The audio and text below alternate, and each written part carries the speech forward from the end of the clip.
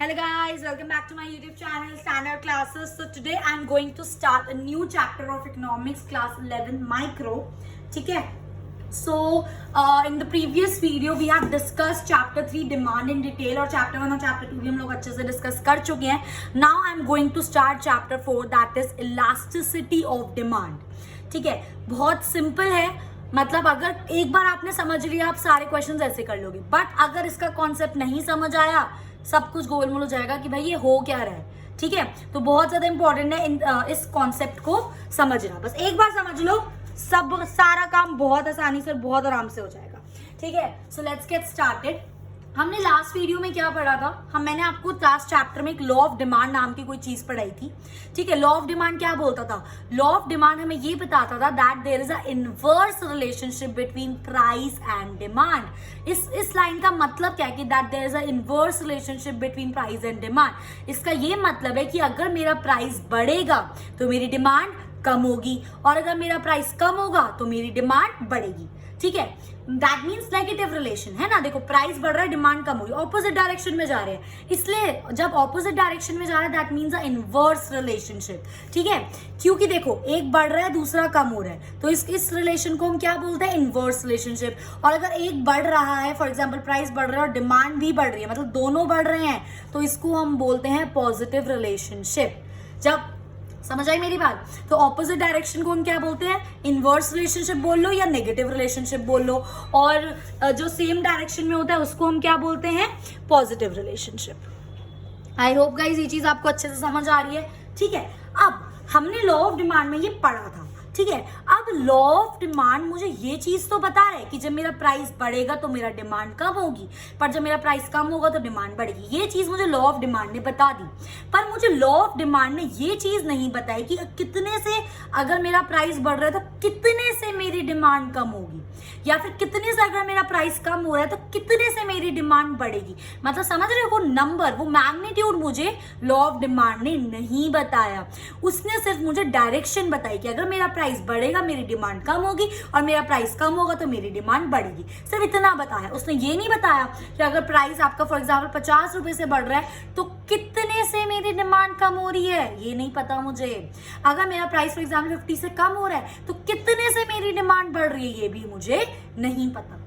तो इसी चीज को जानने के लिए कि प्राइस जब बढ़ रहा है तो कितने से डिमांड कम या बढ़ रही है, उसके लिए हमें क्या कॉन्सेप्ट पढ़ना है? Elasticity of demand. I hope guys ये चीज आपको अच्छे से क्लियर हो गई होगी. ठीक है, so law of demand tells only price बढ़ेगा डिमांड कम होगी, प्राइस कम होगा डिमांड बढ़ेगी. ये तो हमें लॉ ऑफ डिमांड ने बता दिया.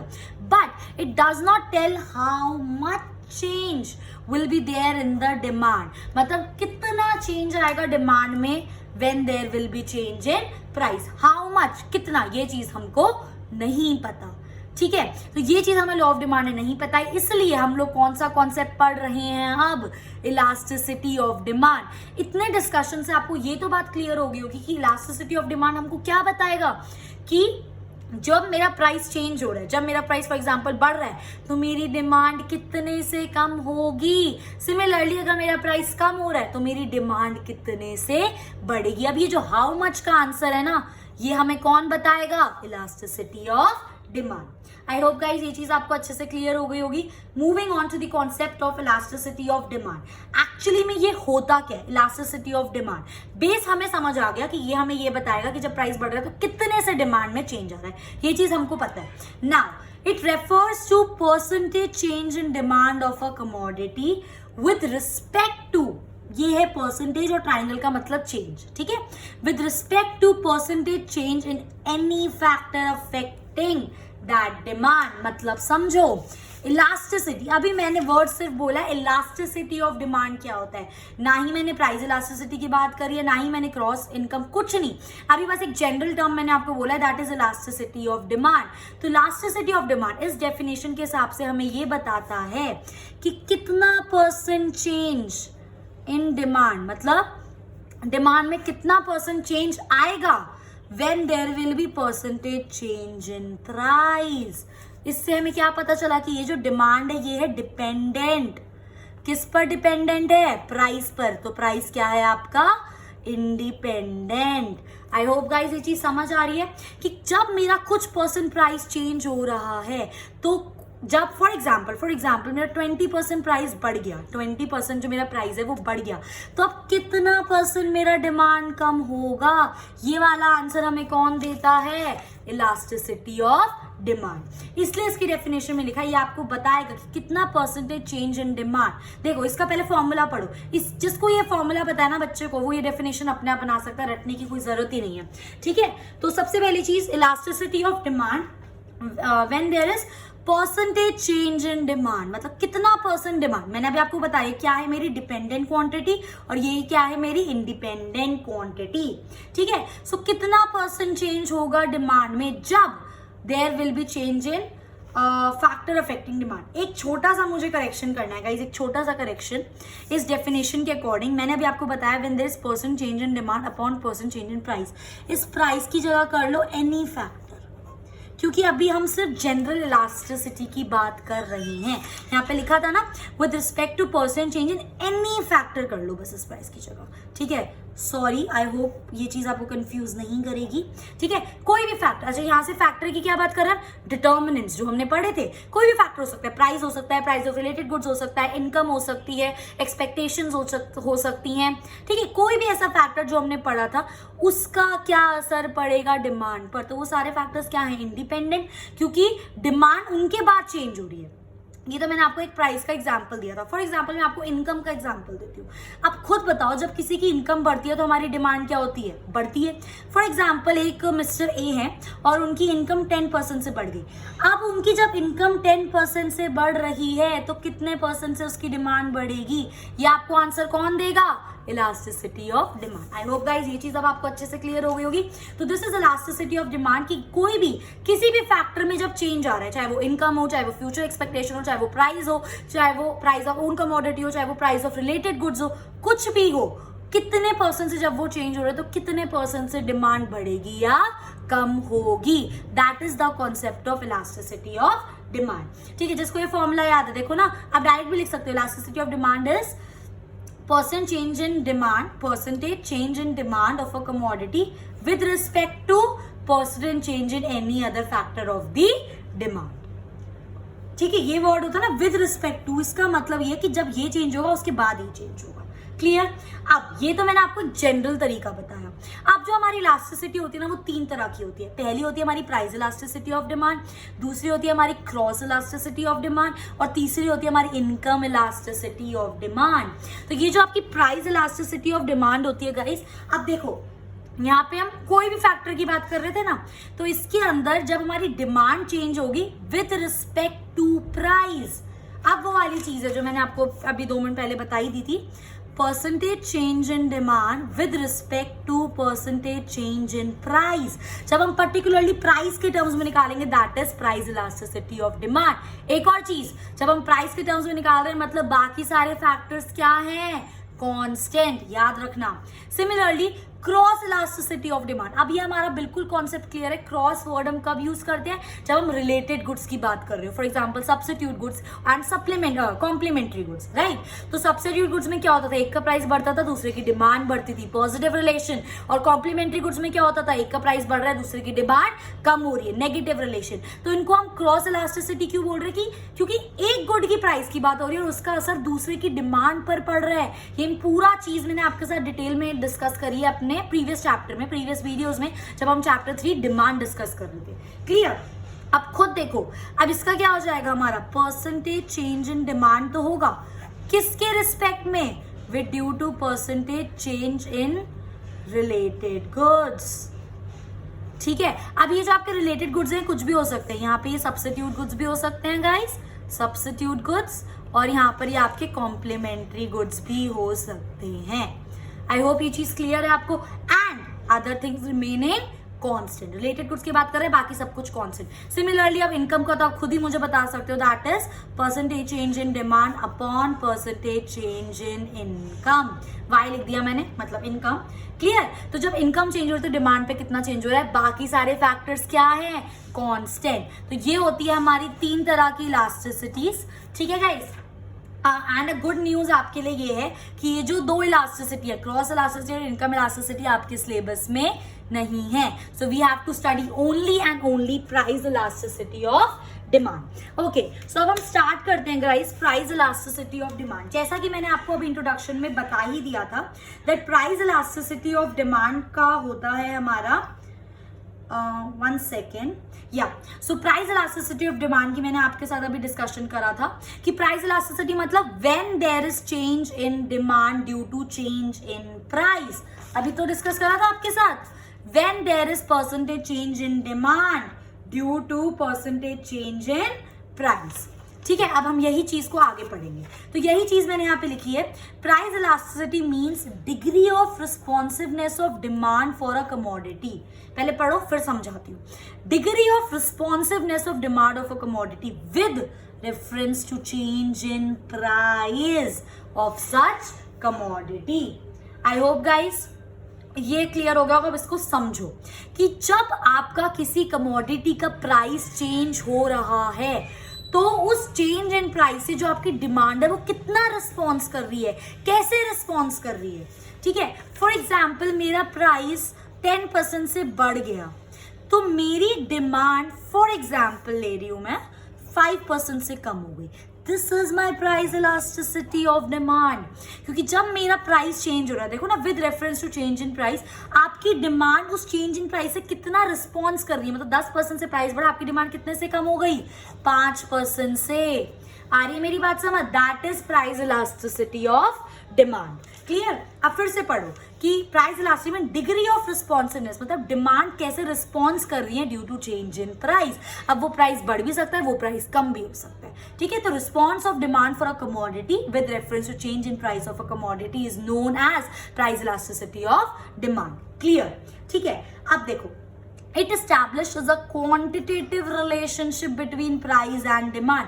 खुद सोचो, जब हम लॉ ऑफ डिमांड पढ़ रहे थे तो यहाँ पे हमारा पता क्या था, क्वालिटेटिव रिलेशनशिप, क्वालिटेटिव रिलेशन. ठीक है, क्वालिटेटिव और क्वांटिटेटिव क्या होता है. क्वालिटेटिव मतलब जब आप उसको नंबर के टर्म्स में मेजर नहीं कर सकते हो, और क्वांटिटेटिव मतलब जब आप उसको नंबर के टर्म्स में मेजर कर सकते हो. क्योंकि लॉ ऑफ डिमांड में हमें सिर्फ डायरेक्शंस पता थी, हमें नंबर्स नहीं पता थे कि कितने से चेंज आएगा, कितने से डिमांड रिस्पॉन्स करेगी. इसलिए ये क्वालिटेटिव रिलेशन था.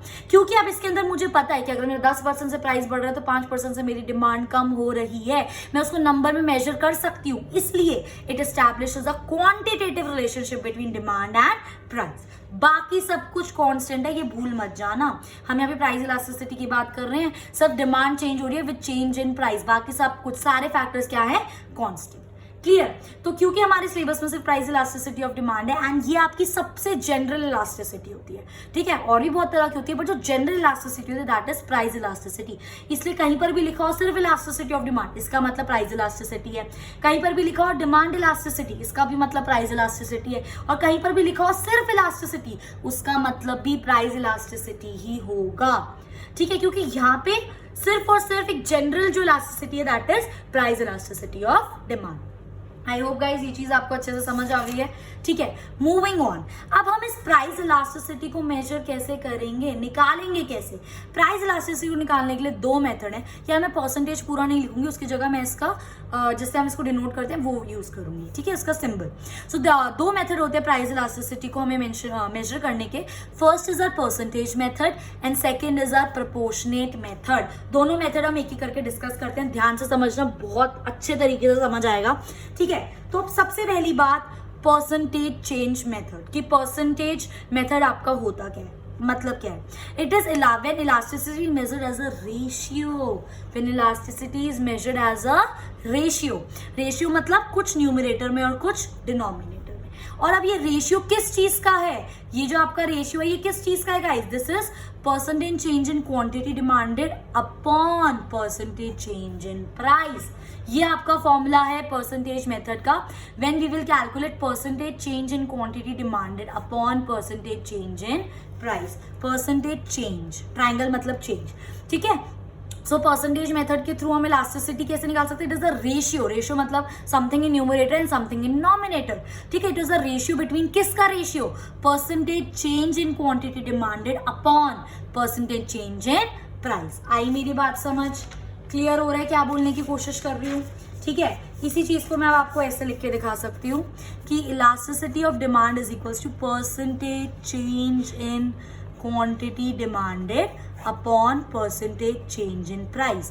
तो जिस बच्चे को ये वाला फॉर्मूला क्लियर है वो इसकी डेफिनेशन ऑटोमेटिकली अपने आप खुद बना सकते हैं, ठीक है। So percentage change in quantity demanded upon percent change in price, ये हमारा मेथड है परसेंटेज मेथड से निकालने का। पर अभी इसके अंदर भी कुछ चीजें हैं कि हम ये कैसे निकालेंगे, ये हम कैसे निकालेंगे। अब आ जाओ बचपन वाली मैथ्स पे जो हमने 7th 8th में मैथ्स पढ़ी है, ठीक है। कभी भी मुझे क्या निकालना हो, परसेंटेज चेंज निकालना हो। गाइस ये चीज ना मैं अभी आपको बताती हूँ, एक एग्जाम्पल के थ्रू करते हैं हम, ताकि मैं आपको और बेटर तरीके से इस चीज को समझा सकूँ। अभी के लिए बस ये फॉर्मूला है कि हमारा अगर परसेंटेज मेथड से हमें इलास्टिसिटी कैलकुलेट करनी है तो फॉर्मूला क्या होता है, percent change in quantity demanded upon percent change in price. अभी हम निकालेंगे कैसे वो मैं अभी 1 सेकंड में बताती हूँ। उसके लिए मैंने आपके लिए यहाँ पे एक एग्जाम्पल लिया हुआ है, ध्यान से देखेंगे। कैलकुलेट प्राइस इलास्टिसिटी हमें कैलकुलेट करनी है of demand when demand increases from 4 to 5 unit. किन किन बातों का आपको ध्यान रखना है, देखो 2 कॉलम बना लो, एक प्राइस का और एक डिमांड का, ठीक है। अब आपकी डिमांड इंक्रीज हो रही है 4 to 5, मतलब पहले मेरी डिमांड 4 यूनिट्स थी, अब क्योंकि यहाँ पे 2 लिखा है, ये चीज मैंने लास्ट टाइम भी बताई थी तो वो हम एज इट इज लेंगे, मतलब पहले 4 थी और अब बढ़कर क्या हो गई 5 हो गई। अगर यहाँ पे लिखा होता your demand increases from 4 units, और नहीं अगर ऐसे लिखा होता your initial demand is for suppose 4 units and it increases by 2 units, अगर आपका लिखा होता है इट इंक्रीजेस बाय 2 यूनिट्स, तो इसका मतलब आप 4 + 2 क्या कर देते 6। इसका मतलब क्या होता है कि पहले आपकी 4 थी और अब आपकी कितनी हो गई 6। तो कहने का मेरा मतलब ये, जब ये बाय लिखा होता है तो हम ऐड करके लिखते हैं और जब 2 लिखा होता है तो हम एज इट इज लिखते हैं। क्लियर हुई मेरी बात। तो मेरी डिमांड इंक्रीज हो गई, पहले 4 थी अब क्या हो गई 5 हो गई, ठीक है। And due to fall in price from 10 to 8, मतलब प्राइस फॉल हो गया, पहले प्राइस कितना था 10 और अब 2 लिखा है मतलब 8 एज इट इज, मतलब 8 हो गया। इतनी बात समझ आई। जब मेरा प्राइस फॉल हो रहा है 10 to 8 तो मेरी डिमांड इंक्रीज हो रही है 4 to 5। अब मुझे ये डेटा दिया हुआ है, मुझे बोल रहा है कि आप निकालो elasticity of demand, percentage method से हम लोग इसको निकालेंगे। अब एक मुझे बात बताओ जरा, अब हमें क्या निकालना है, percentage change in quantity demanded. Formula देखना ध्यान से, जब भी हमें निकालना होता है परसेंटेज चेंज, ठीक है। अभी मैं सिर्फ क्वांटिटी डिमांडेड की बात कर रही हूँ। क्वांटिटी डिमांड इसका मतलब क्या होता है, इनिशियल अपॉन ओरिजिनल इनटू 100, ठीक है। Initial upon, I am so sorry, इधर आएगा चेंज, ठीक है। अच्छे से पेज पे आपको लिख के दिखाती हूँ, ठीक है। मैंने यहाँ पे प्राइस लिया है, यहाँ पे क्वांटिटी ली है। प्राइस मेरी कितनी थी 10 से 8 हो गई थी और क्वांटिटी 4 to 5। अब मुझे ये वाला फॉर्मूला यहाँ पर अप्लाई करना है, ठीक है। अब ध्यान से देखेंगे, हमारा फॉर्मूला भी लिख लेते हैं, percentage change in quantity demanded upon percentage change in price. मुझे ये निकालना है। अब सबसे पहले मैं क्या बता रही हूँ, ध्यान से सुनो। Percentage change in quantity demanded हम कैसे निकालेंगे, चेंज अपॉन ओरिजिनल इनटू 100, ये इसका फॉर्मूला है। अब क्या होता है, चेंज का मतलब क्या होता है, चेंज का मतलब होता है सेकंड वाला जो बाद में हुआ उसमें से आप फर्स्ट को क्या कर रहे हो माइनस। फॉर एग्जांपल ये मेरा Q1 है, ये मेरा Q2 है, ये मेरा P1 है, ये मेरा P2 है, ठीक है। तो चेंज क्या होगा, Q2 माइनस Q1। देख लो ना, अभी बताया सेकंड में से फर्स्ट, ठीक है। ओरिजिनल क्या होता है, जो पहले था, पहले इन दोनों में से क्या था 4, बाद में वो 5 हुआ, दैट इज Q1। तो आपका क्या हो जाएगा, परसेंटेज चेंज कितना है मेरा Q2 minus Q1, that is 5 minus 4 upon original कितना था 4 इनटू 100। आई मेरी बात समझ। तो ये क्या हो गया, 5 में से 4 गया 1 अपॉन 4 इंटू 100। आप इसको कैंसिल कर सकते हो, ये जाएगा 2, ये जाएगा आपका 2 5 10 0 and 25। This is giving you 25%। Clear हुई मेरी बात, क्लियर हुई, ठीक है। अब इसी चीज को अब मैं आपके प्राइस में करके दिखाती हूँ तो आपको ये चीज और ज्यादा क्लियर होगी। जब मैं निकाल रही हूँ यहाँ पर परसेंटेज चेंज इन प्राइस, मेरे को निकालना है, तो फॉर्मूला क्या होता है हमारा इसको निकालने का, change upon original into 100। Change क्या होगा गाइस, सेकंड में से first, P2 minus P1, this is giving me 8 minus 10, तो क्या आ रहा है नेगेटिव में लिखो, कोई दिक्कत नहीं है, -2, ठीक है। और चेंज ओरिजिनल क्या था आपका, जो पहले था, पहले क्या था मेरा P1, that is 10। Formula put करना जरा, चेंज अपॉन ओरिजिनल इनटू 100, कितना आ रहा है -20%, ठीक है। अब ध्यान से देखो हमारा फॉर्मूला क्या था, ये एक मिनट यहाँ पे मैं स्पेस बना लेती हूँ, हमारा फॉर्मूला क्या था, percentage change in quantity demanded कितना आया 25% upon percentage change in price कितना आ रहा है -20%, ठीक है। परसेंटेज में दोनों है तो परसेंटेज आप हटा भी सकते हो, तो 25 अपॉन -20, ठीक है। अब जब आप इसको कैलकुलेट करोगे, हम काट लेते हैं, 5 5 25, 5 4 20, ये कुछ आपका आएगा 1.25, ठीक है, तो -1.25, क्लियर। ये तो क्लियर है ना, डिनोमिनेटर में माइनस होता है तो ऊपर चले जाता है, इसके साथ आ जाता है, ठीक है।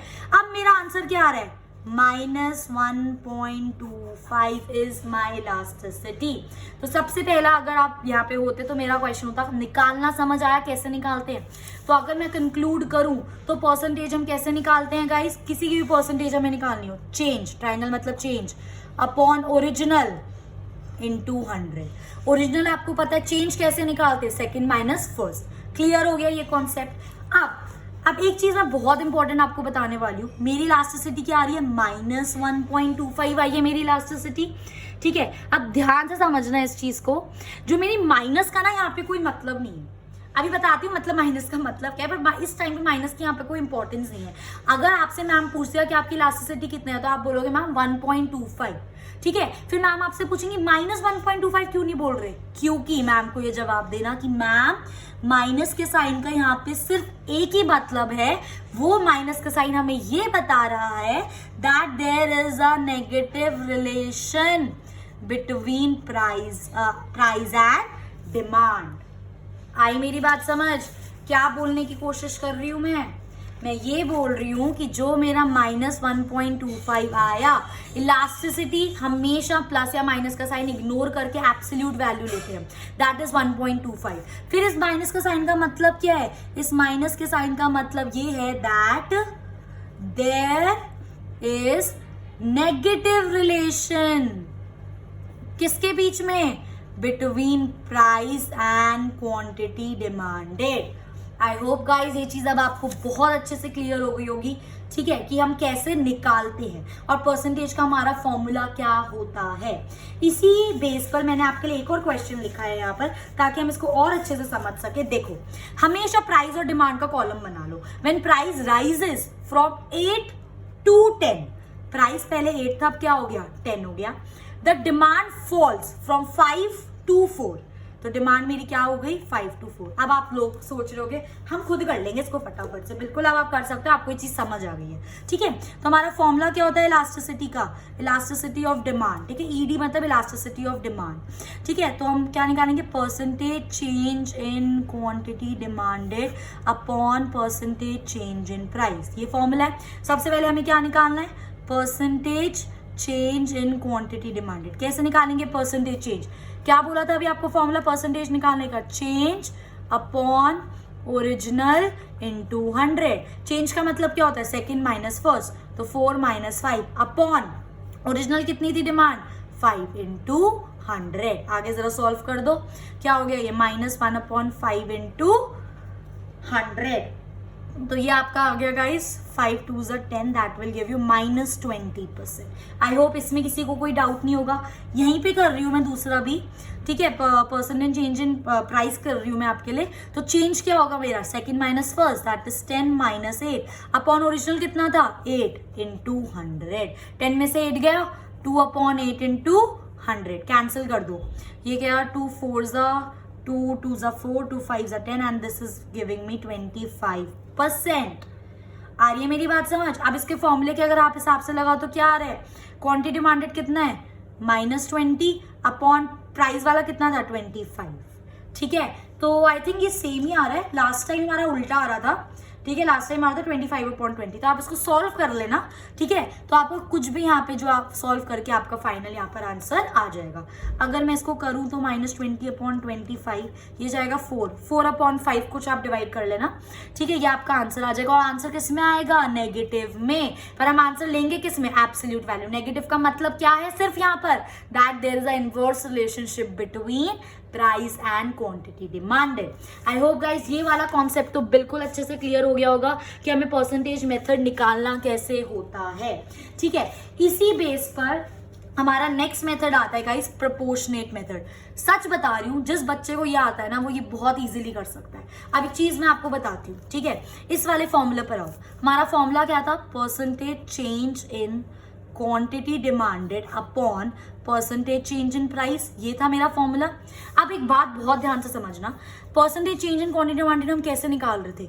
चेंज अपॉन ओरिजिनल इनटू 100, है ना, ये क्वांटिटी डिमांडेड अपॉन सेम हम फॉर्मूला यहाँ पे लगा रहे थे प्राइस में। क्या लगा रहे थे हम? Change upon original into 100। इतना किसी को कोई डाउट? ठीक है, आई होप ये चीज क्लियर। नॉर्मल मैंने फॉर्मूला पुट करा है, यही तो कर रहे थे हम, बस अलग निकाल के अपॉन कर रहे थे, मैंने एक साथ लिख दिया। अच्छा, चेंज को हम कैसे डिनोट करेंगे गाइस? चेंज को मैं लिखूंगी डेल्टा क्यू अपॉन ओरिजिनल, तो मेरा क्यू ही है, ठीक है।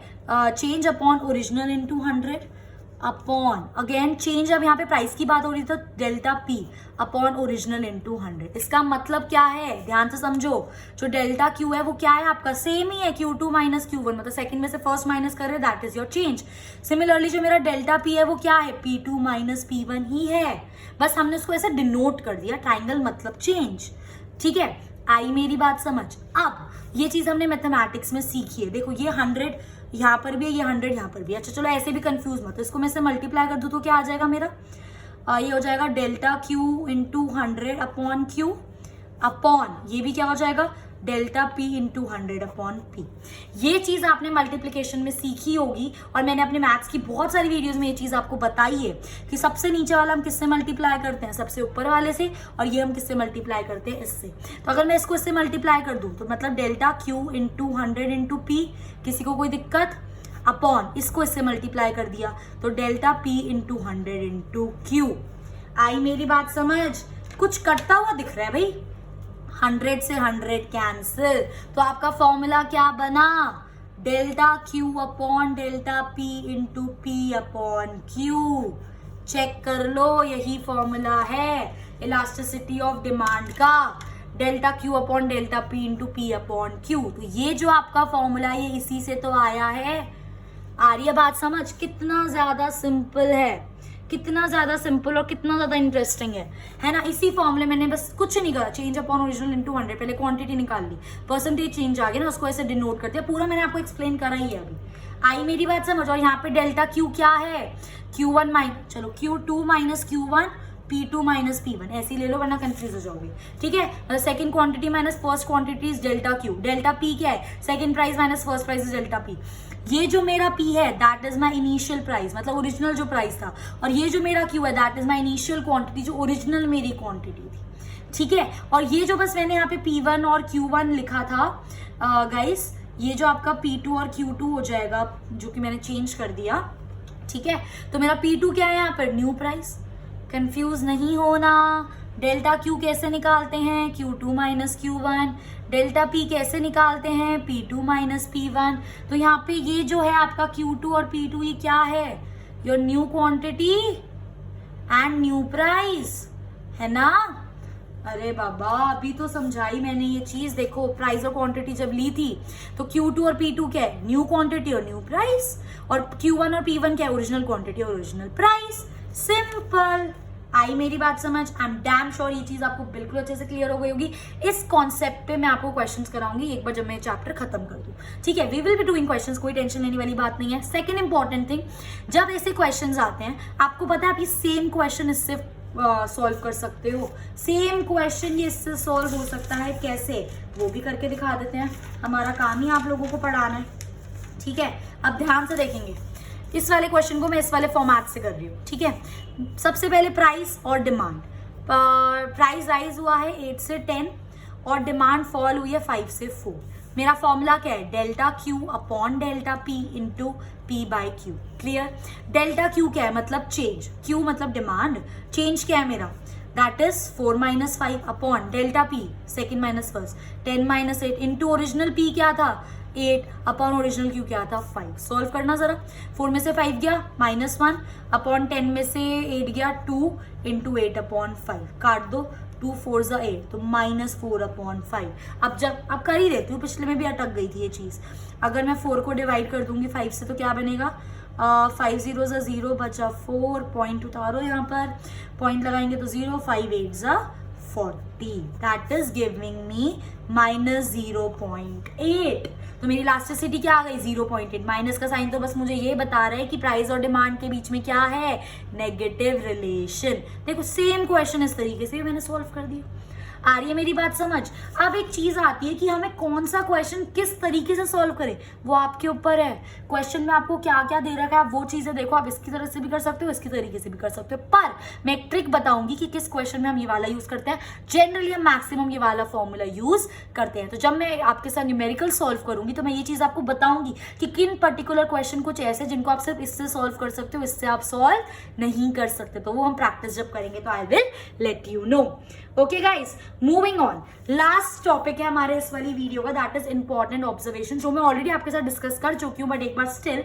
Always consider the absolute value. कहने का मतलब क्या है कि अगर मेरी प्राइस लास्ट ईयर -2.3 आ रही है फॉर एग्जाम्पल, ठीक है, तो हमेशा माइनस का साइन कंसिडर नहीं करेंगे, सिर्फ एब्सोल्यूट वैल्यू दैट मींस 2.3 को कंसिडर करेंगे. माइनस का साइन हमको सिर्फ इतना बता रहा है that there is a negative relationship between price and quantity demanded. I hope guys ये चीज क्लियर है. फर्स्ट ऑब्जर्वेशन जो हम डिस्कस कर चुके थे. Second observation, elasticity is always affected by a percentage method. कहने का मतलब क्या है कि आपकी इलास्टिसिटी में चेंज सिर्फ तब आएगा जब कुछ परसेंट से आपका प्राइस बढ़ेगा या कम होगा, या फिर कुछ परसेंट से आपका डिमांड बढ़ेगा या फिर कम होगा. अगर मैं आपको बोलूं कि मेरी प्राइस 4 से बढ़ गया, 4 से बढ़ गया, भाई 4 क्या एब्सोल्यूट नंबर से बढ़ रहा है तो आपकी इलास्टिसिटी पे कोई फर्क नहीं आएगा. पर अगर मैं बोलूं कि आपका प्राइस 4% से बढ़ गया, तब होगा आपका चेंज. खुद देखो ना, जब हम इसको सॉल्व कर रहे थे तो ये तो डायरेक्ट मेथड था हमारा, percent change in quantity demanded upon percent change in price. इसमें तो परसेंट में ही चाहिए था. जब आप ये वाला फॉर्मूला यूज कर रहे हो उसमें भी आप चेंज निकाल रहे हो. ठीक है, चेंज हम सिर्फ तब निकाल सकते हैं व्हेन देयर इज इंक्रीज और डिक्रीज इन परसेंटेज. अगर मेरा कोई मुझे बोले प्राइस मेरे 5 से बढ़ रहे हैं तो मेरा इलास्टिसिटी पे कोई असर नहीं आएगा. पर अगर कोई मुझे बोले कि प्राइस मेरी 5% से बढ़ रही है, तब मेरी इलास्टिसिटी पे फर्क आएगा. आई मेरी बात समझ. तो आज का जो टॉपिक था बहुत ज़्यादा इंपॉर्टेंट था, एग्जाम पॉइंट ऑफ व्यू से भी बहुत ज़्यादा इंपॉर्टेंट था. आई होप ये चीज़ आपको अच्छे से क्लियर हो गई. अगर किसी स्टूडेंट को थोड़ा सा भी डाउट है, you can freely comment and ask me, I will definitely answer your queries. And if you like my video, इसने अगर आपकी थोड़ी सी भी हेल्प करी हो, so please please please do like, share and subscribe. Thanks for watching.